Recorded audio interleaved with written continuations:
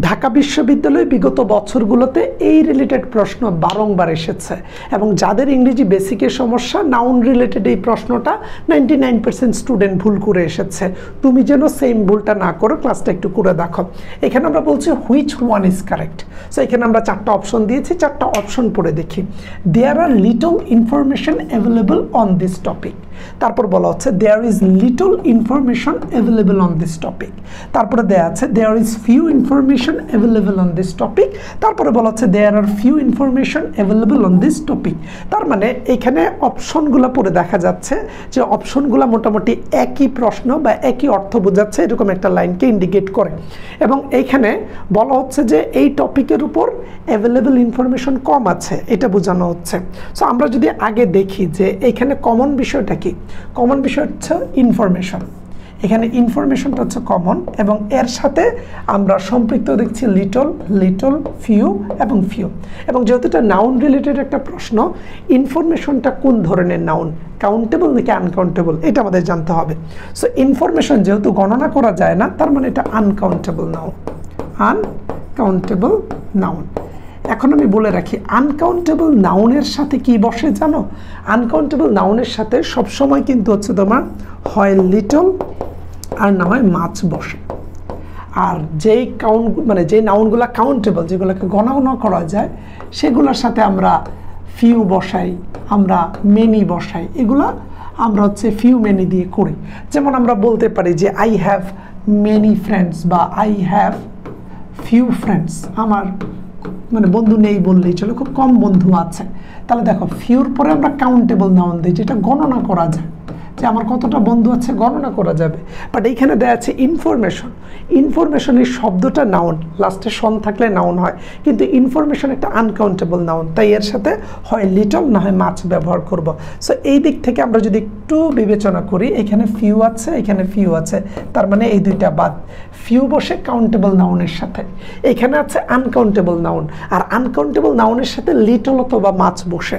So এখানে সঠিক উত্তর লিটল অথবা মাছ হবে, ফিউ হবে না। তার মানে একেবারে শুরুতে একটা তথ্য জানার কারণে যে আনকাউন্টেবল নাউনের সাথে লিটল ও মাছ বসে, আমরা নিচের দুটো অপশনকে বাদ দিয়ে দিলাম।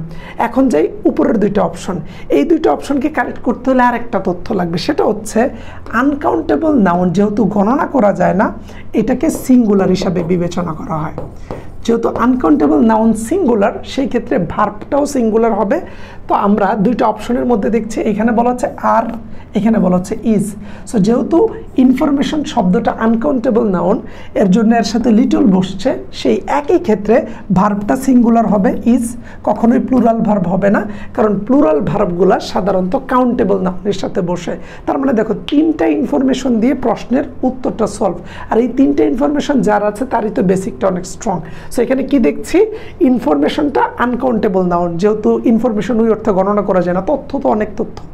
এবং ইনফরমেশন যে নাউন, এটা লাস্টে TION সন দেখলে বোঝা যায়। তাহলে ইনফরমেশন হচ্ছে একটা আনকাউন্টেবল নাউন, এটা হচ্ছে প্রথম পয়েন্ট। 2 নম্বর পয়েন্ট হচ্ছে আনকাউন্টেবল নাউনের সাথে আমরা সাধারণত লিটল অথবা মাছ ব্যবহার করি। সো এখানে লিটল অথবা মাছের মধ্যে আমরা দেখছি লিটল আছে এবং নিচে ফিউ আছে। ফিউটা কাউন্টেবল নাউনের সাথে আমরা ব্যবহার করি, যেমন আই হ্যাভ ফিউ বুকস, আমার খুব অল্প পরিমাণে বই আছে। সো এই ক্ষেত্রে আমরা দেখো ফিউ ব্যবহার করছি। বা দেয়ার আর ফিউ বুকস, সেই ক্ষেত্রে আমরা আর ব্যবহার করছি, ফিউ ব্যবহার করছি, প্লুরাল বা কাউন্টেবল বোঝাতে। আনকাউন্টেবলের সাথে লিটল বা মাছ বসে। সো এখানে লিটল বা মাছ বসলে যেহেতু আনকাউন্টেবল নাউনটাকে সিঙ্গুলার হিসাবে বিবেচনা করা হয়, সেই ক্ষেত্রে আমরা এর সাথে সিঙ্গুলার ভার্ব নেব। এইভাবে বেসিক স্ট্রং থাকলে ঢাকা বিশ্ববিদ্যালয়ে চান্স পাওয়া সহজ। এই বেসিকগুলো যাদের স্ট্রং নেই তাদের চান্স পাওয়া কঠিন। বিগত বছরগুলোতে যারা ঢাকা বিশ্ববিদ্যালয়ে চান্স পায়নি, তাদের ইংরেজি বেসিকের সমস্যা ছিল, ফ্রি হ্যান্ড রাইটিং স্কিলের সমস্যা ছিল, ইংরেজি লাইন পড়ে আর বাংলা অর্থ বুঝতো না, প্রশ্ন দেখলে ধরতে পারতো না গ্রামারের কোন টপিক থেকে এসেছে, ভোকাবুলারি প্রিপোজিশন মনে রাখতে পারতো না, এবং তাদের কাছে এই তথ্যগুলো ছিল না। সো আমরা আমাদের লেকচার শিট থেকে এগুলো এমনভাবে পড়িয়ে দেই, যেটা পড়লে তুমি দেখবা ঢাবির ভর্তি পরীক্ষায় প্রশ্ন কমন চলে এসেছে, যে স্বাধীন ভাই যা ব্যাখ্যা করেছে, যেভাবে পড়িয়েছে, পরীক্ষার হলে গিয়ে দেখি এইভাবেই এই প্রশ্নগুলো দিয়ে দিয়েছে। তখন কিন্তু তুমি অনেক মজা পাবা যে ভাইয়া যা পড়িয়েছে চলে এসেছে। আর তোমার যদি বেসিক বেসিকের সমস্যা থাকে, এই টপিকগুলো না জানো, তোমার ঢাবিতে চান্স হবে না। সো এই সমস্যাগুলোর সমাধান করে দিচ্ছি আমরা আমাদের টার্গেট ডিউ ব্যাচে, যেটা এইচএসসি পরীক্ষার পর প্রতি বছর শুরু হয় এবং এটার মাধ্যমে সবচেয়ে বেশি শিক্ষার্থী আইন, ইংরেজি, অর্থনীতি, সমাজবিজ্ঞান, আইআর, রাষ্ট্রবিজ্ঞান, তারপর হচ্ছে accounting, marketing, management, finance, IB, THM এই সাবজেক্টগুলোতে চান্স পাচ্ছে। এই কোর্সের কোর্স ফি 4500, এখন আমরা ডিসকাউন্টে 2999 টাকা নিচ্ছি। এখানে আমরা এমসিকিউ সলভ করলেও আমাদের পেইড ব্যাচে আমরা A to Z প্রতিটা প্রশ্নকে ধরে ধরে এবং প্রতিটা টপিককে অ্যানালাইসিস করে পড়িয়ে থাকি। এই কোর্সের ক্লাসগুলো ফেসবুক সিক্রেট গ্রুপে লাইভে হয়, প্রতিটা ক্লাস রেকর্ডেড থাকে, তাই কোনো ক্লাস মিস করলে বা না বুঝলে পরবর্তীতে যতবার ইচ্ছা ততবার দেখে নেওয়া যায়। ক্লাস শেষে লেকচার শিটগুলো পিডিএফ আকারে দেওয়া হয়, প্রতিটা ক্লাস শেষে পরীক্ষা নেওয়া হয়, পরীক্ষায় সমস্যা থাকলে সলভ ক্লাসেও সমস্যা থাকলে তুমি সরাসরি আমার সাথে ফোনে কথা বলতে পারবা।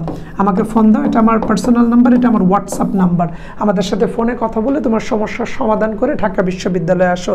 এরও বাইরে এই ব্যাচে ভর্তি হলে আলাদা করে রিটেন ব্যাচে ভর্তি হওয়া লাগবে না, কারণ লিখিতর জন্য বেসিক এবং ফ্রি অ্যান্ড রাইটিং স্কিল আমরা এখানে দেখিয়ে দিব। এছাড়া এই ব্যাচে যুক্ত হলে আলাদা করে রাজশাহী, চট্টগ্রাম, কুমিল্লা, খুলনা, সাস্ট, জগন্নাথ, জাহাঙ্গীরনগর কিংবা গুচ্ছভুক্ত বিশ্ববিদ্যালয়ের মধ্যে বরিশাল, কুষ্টিয়া ইসলামী বিশ্ববিদ্যালয়, Begum Rokeya, Dhaka central university, 7 college কিংবা তুমি যদি আলাদাভাবে জাতীয় বিশ্ববিদ্যালয়ে ভর্তি পরীক্ষা দাও, কোচিং করা লাগবে না। এইখানে A to Z আমরা শেষ করে দিব।